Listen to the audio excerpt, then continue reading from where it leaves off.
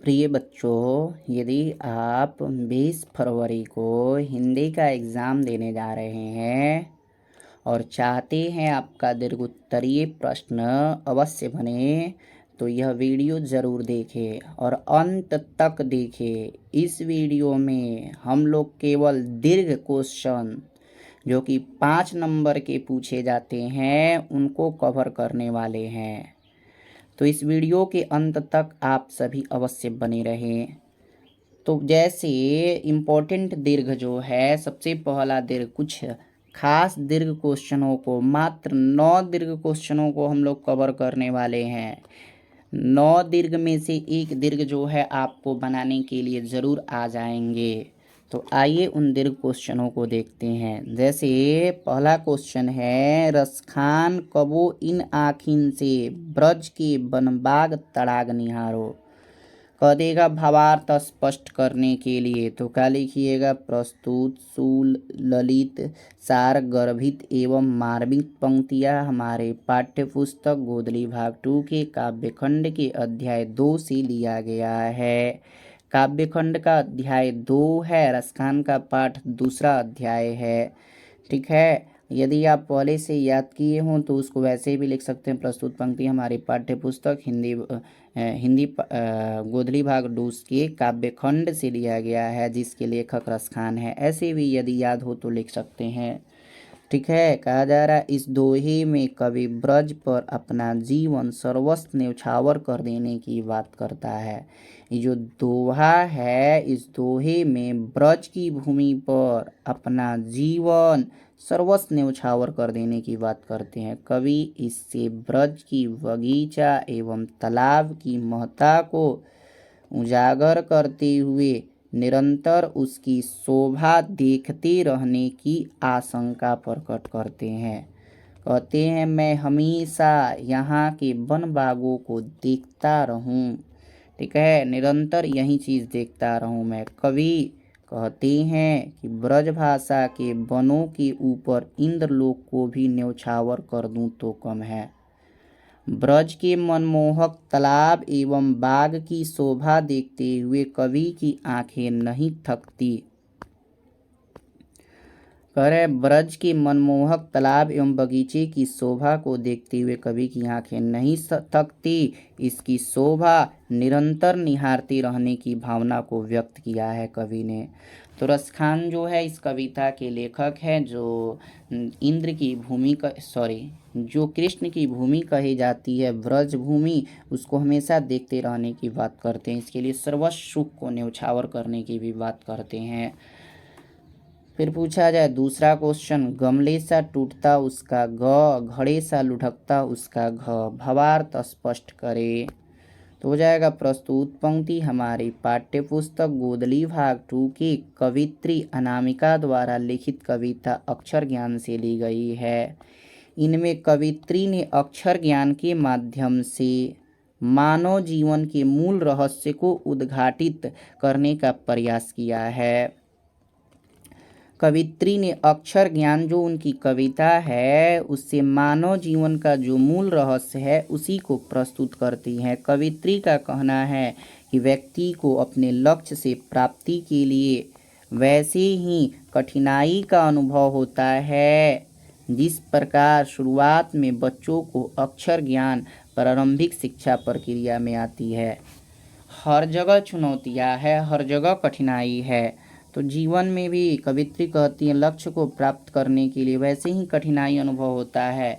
जिस प्रकार एक छोटा सा बच्चा जो है जब अक्षर ज्ञान सीखता है, तो अक्षर ज्ञान सीखने के दौरान उसे जो कठिनाई या चुनौती आती है, वही चुनौती जीवन के लक्ष्यों को प्राप्त करने में आती है।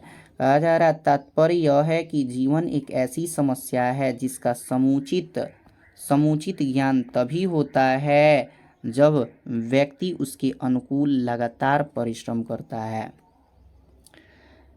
जीवन एक समस्या है जिसका समुचित ज्ञान तभी होता है जब व्यक्ति उसी के अनुकूल, जीवन के अनुकूल परिश्रम करता है। यदि वह लीक से हटकर प्रयास करता है तो उसकी कल्पना सूर्यास्त गमले के समान टूट जाती है। ठीक है, यदि अगर हट करके अपने लक्ष्य से हट कर के प्रयास कीजिएगा तो वो गमले के समान टूट जाएगी अथवा घड़े के समान लुढ़कती रह जाती है, परिणाम तो उसे लक्ष्य की प्राप्ति नहीं हो पाती है।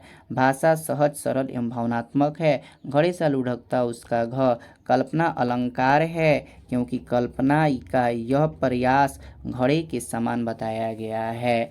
ये आप सभी लिख सकते हैं 5 नंबर में। फिर पूछ दिया जाए, नहानगढ़ की नाली क्षण भर के लिए पूरी भर गई, फिर बिल्कुल खाली हो गई। ये कहाँ से पंक्ति ली गई है? तो एक कहानी है जिसका नाम है मछली, वहीं से ली गई है। नहानगढ़ की नाली जो है क्षण भर के लिए भर गई। क्या लिखिएगा? प्रस्तुत पंक्तियाँ हमारी पाठ्यपुस्तक गोदली भाग 2 के मछली नामक कहानी से ली गई है। इसके लेखक आप सभी जानते हैं विनोद कुमार शुक्ल है। इन पंक्तियों के संदर्भ नहानगढ़ से है, जहां लेखक मछलियों को देखने के लिए गया है। नहानगढ़ में पहुंचने पर लेखक को महसूस किया कि पूरा नहानगढ़ मछलियों की गंध से भरा हुआ है। वहाँ भग्गू द्वारा गोल गोल काटी गई मछलियों के टुकड़े पड़े हुए थे। उससे लेखक ने हाथों से बाल्टी में धोया और पानी भरी बाल्टी को उड़ेल दिया। इससे नहानगढ़ की नाली क्षण भर के लिए पूरी भर गई और तुरंत पानी के बह जाने पर खाली भी हो गई। तो ये पंक्तियाँ वहीं से ली गई है। भावार्थ आप सभी से पूछी जा सकती है। देखिए आगे क्या कही जा रही है, कहा जा रहा सवे विदेशी वस्तु नर गति रति रीत लखात, भारतीयता कछु न अब भारत में दर्शात। ये पंक्तियाँ कहाँ से ली गई है? भावार्थ स्पष्ट करने के लिए पूछ दिया जाए तो कहिएगा प्रस्तुत सुललित सार गर्भित एवं मार्मिक पंक्ति हमारी हिंदी पाठ्यपुस्तक गोदली भाग 2 के काव्य खंड अध्याय 4 स्वदेशी से लिया गया है।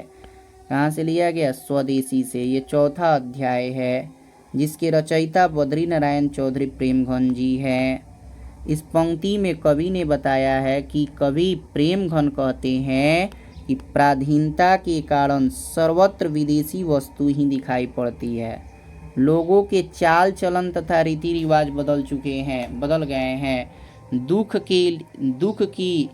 दुख है कि लोगों को भारतीयता की भावना मर गई है। देश प्रेम की भावना में कहीं भी दिखाई नहीं देती है। ये बात आगे देखिए, अगला प्रश्न कह रहा है, या लकुटी और कमरिया पर राज तीहूं पुर की तजी डारो, आठों सिद्धि नौ निधि को सुख की नंद की गाय चराई विसारो।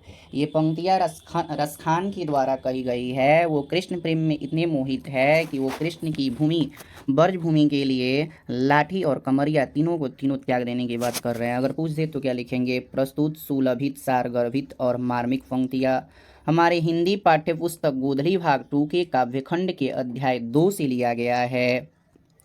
इस दोहे में कवि रसखान अपने दिल की अभिलाषा प्रकट करते हुए कहते हैं कि अगर श्री कृष्ण की लाठी और कंबल मिल जाए तो मैं तीनों लोक की राज को त्याग कर दूंगा।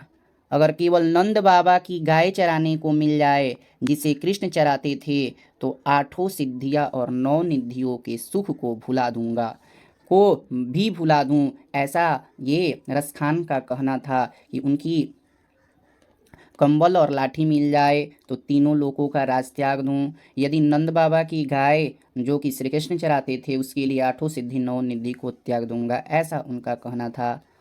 इस तरह लिख दीजिएगा।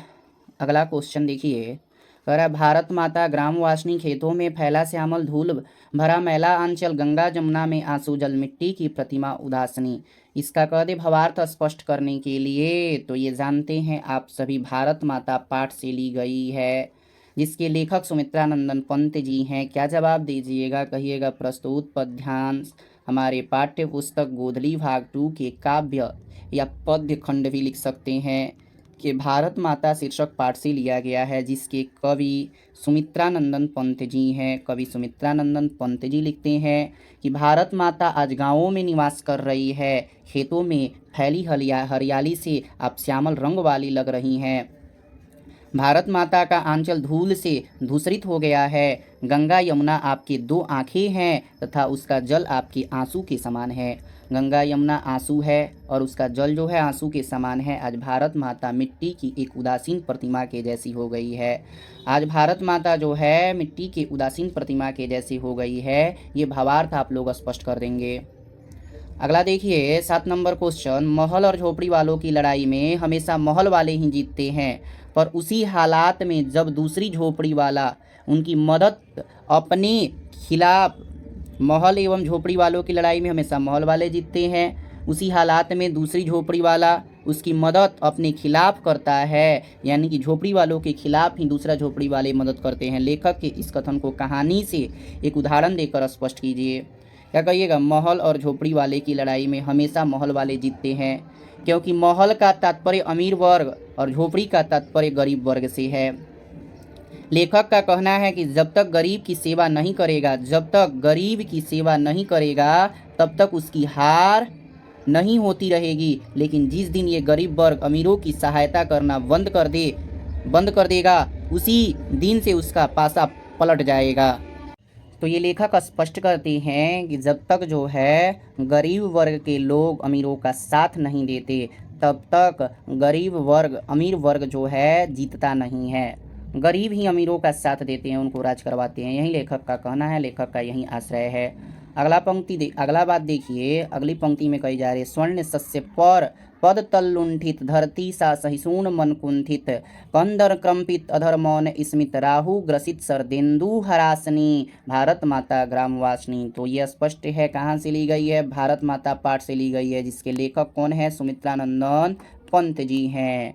आइए देखते हैं क्या लिखिएगा। प्रस्तुत पद्यांश हमारे पाठ्य पुस्तक गोधली भाग 2 के काव्यखंड के भारत माता पाठ या शीर्षक पाठ से लिया गया है, जिसके कवि सुमित्रानंदन पंत जी हैं। इस कविता में सुमित्रानंदन पंत जी कहते हैं कि भारत भूमि पर सोने के समान मूल्यवान धान उगता है, सोने के समान मूल्यवान धान उगता है, फिर भी आम भारतीय नागरिक या खेतीहर कृषक अत्याचारी शासकों एवं शोषकों के चरणों में लौटता है।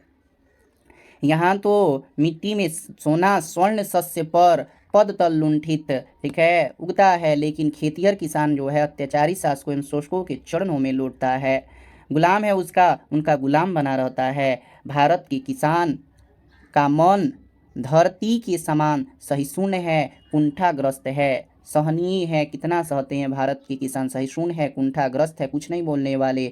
वह करुण विलाप से कांपता हुआ अधरों में मंद्र हास्य के साथ मौन रहता है, करुण विलाप के साथ कांपता हुआ अधरों में यानी कि अंधेरों में मंद्र हास्य के साथ मौन चुपचाप रहता है। ये बात आप सभी लिख सकते हैं। अगला अंतिम प्रश्न देखिए, स्वर्ण सस्य पर पद तल लुंठित, धरती सा सहिष्णु मन कुंठित, वही भाव है, वही चीज़ है, आप जो है उसी को स्पष्ट लिख भी सकते हैं या अपने अनुसार पुनः बना करके लिख सकते हैं। इस कविता में गुलामी से पीड़ित भारत माता को, भारतवर्ष को माता के रूप में मानवीयकरण करके तत्कालीन भारत की स्थिति का मार्मिक चित्र खींचा गया है। कवि भारत अपनी महत्ता के कारण महत्वपूर्ण इतिहास रचता है, भारत माता अपनी महत्ता के कारण महत्वपूर्ण इतिहास जो है रचती है। भारत का ऐतिहासिक महत्व चाहे जितना रहा हो, परंतु वर्तमान को देखकर भारत के इतिहास पर कोई विश्वास नहीं कर सकता। इसका कारण भारत के गुलाम होना था, जो इस पंक्ति से स्पष्ट होता है। भारत माता के स्वर्णिम फसल विदेशियों के पैरों तले रौंदे जा रहा है, पृथ्वी की तरह सहसीन मल गतिहीन हो गया है।